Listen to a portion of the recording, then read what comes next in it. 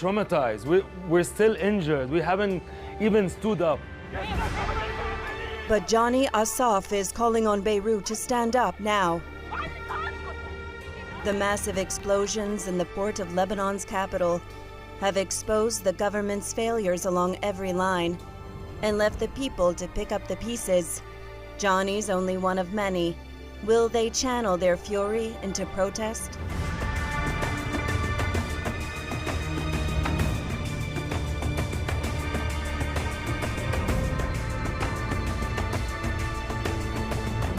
Welcome to Beirut Living.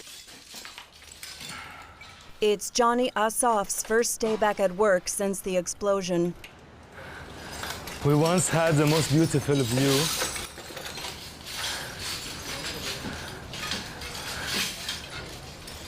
And we still have a beautiful view with a different perspective.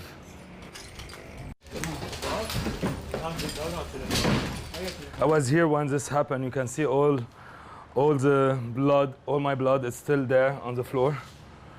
But if I was in my own office, I will be gone. So I'm working on my own blood. In Beirut social circles, Johnny is considered a man about town. He founded a company called Beirut Living, which buys, rents, and sells real estate. But the disaster turned him into an activist, out of sheer fury over the political stagnation in the country.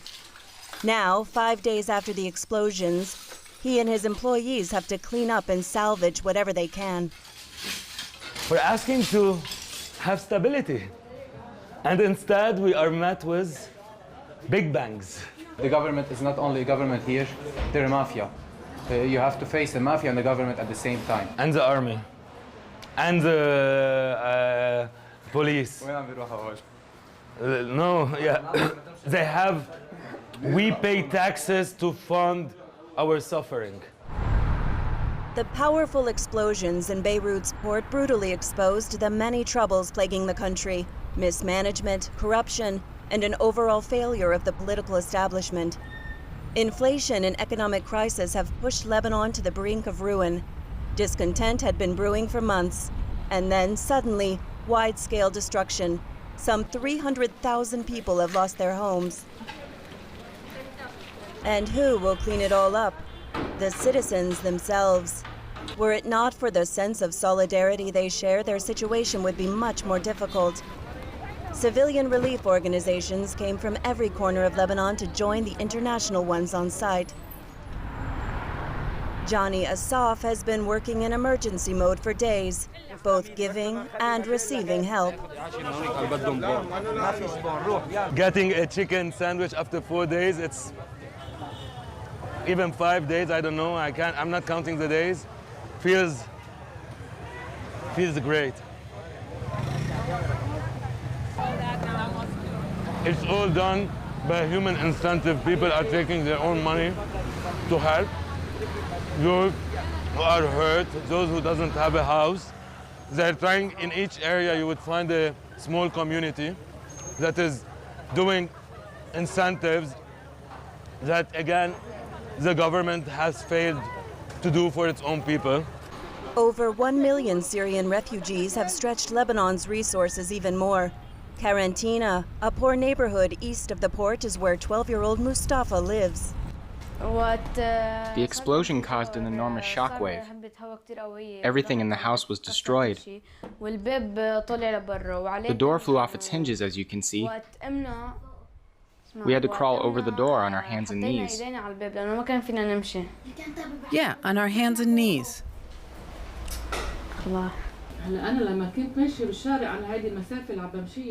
Mustafa's family came here from Syria before Lebanon's own civil war. The children were all born in Beirut. They had always felt safe here until now, but at least they all survived. Oh, what a feeling it was. We were so scared.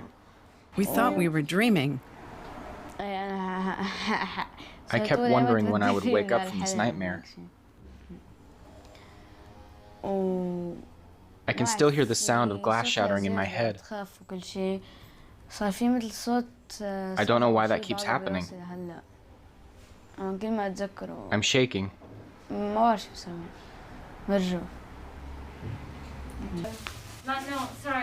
Do you need fruit? Nothing?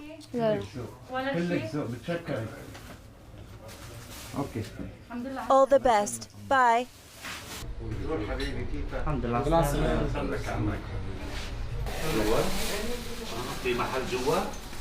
It's good to see you're safe. How are you doing? Johnny Assaf is keeping many lines of communication going. He connects volunteers and victims over WhatsApp and Facebook, posting what's needed and where. Here he's come to see if windows and walls have been repaired. You doing okay? Have my guys come by? Not even for the windows? Johnny is told that a wall has collapsed.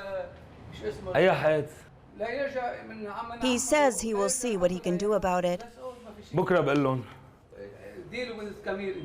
اوكي هلا بشوف شو في عامر ولا يلا. Even before the explosions, this house in Quarantino was a virtual ruin. The Maed family have lived here less than a year. They also come from Syria. When the warehouse blew up, they thought it was a bomb attack. The explosion blew out this side. It shook the whole house. We ran outside to see the plane. My brothers and I looked for bombers up in the sky.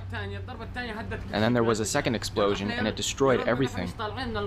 If we had stayed inside, we'd be dead now. Even now, days later, stone blocks are still falling out of the walls.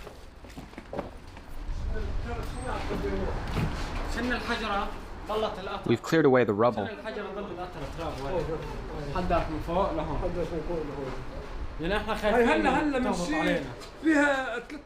45 minutes ago, a truck drove by, and boom.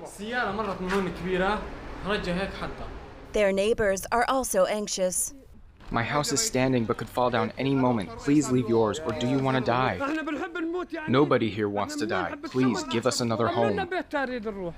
They've offered you another home. Please go to it. Where is it? They wrote down our number, but nobody called. So tell us, where is that house? Please take your family out of here. Where are you going to sleep? Here? Is there no humanity left? I live here. 6 people died here. You want to stay? Then go ahead and die.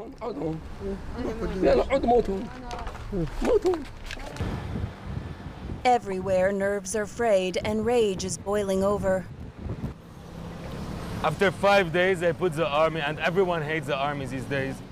Dissatisfaction had already begun fueling protests in the autumn, but they were stopped by the COVID-19 pandemic. Now, though, anger outweighs fear of the virus. We're all Lebanese. Why are we fighting each other? We're Lebanese. Shame on you for fighting each other. How could you do this to your own citizens who've suffered so much pain? The people feel broken and exhausted, and you fire tear gas at them. Shame on you. Is this really what you want to do? Is this how you protect your people? That's not how it should be.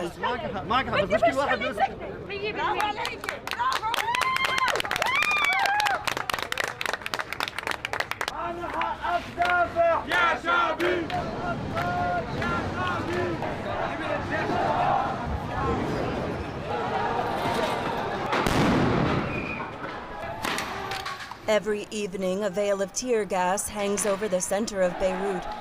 Lebanon's various religious groups divided the power among themselves to give everyone a say and guarantee the peace.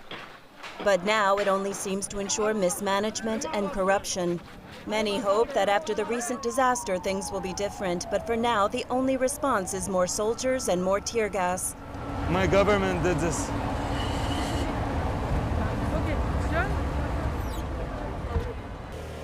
At the demonstrations, Johnny stands on the sidelines.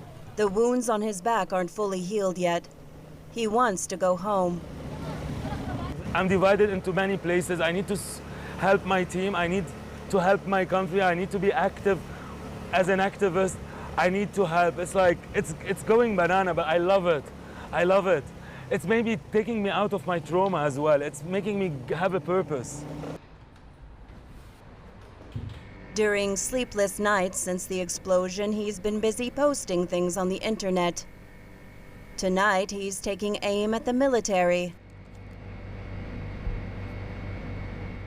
In the past, he would have spent this time socializing or brooding over his business.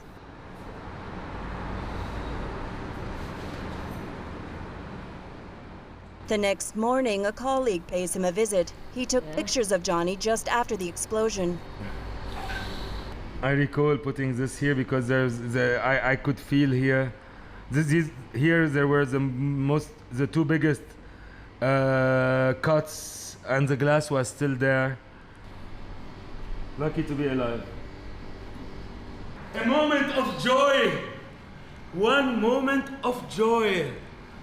Our Prime Minister is resigning now. It's a moment. It's like, it's a great moment. Like, go home. You failed us. But that evening, once again, the protests turn into confrontation. The demonstrators don't believe that the system will change on its own.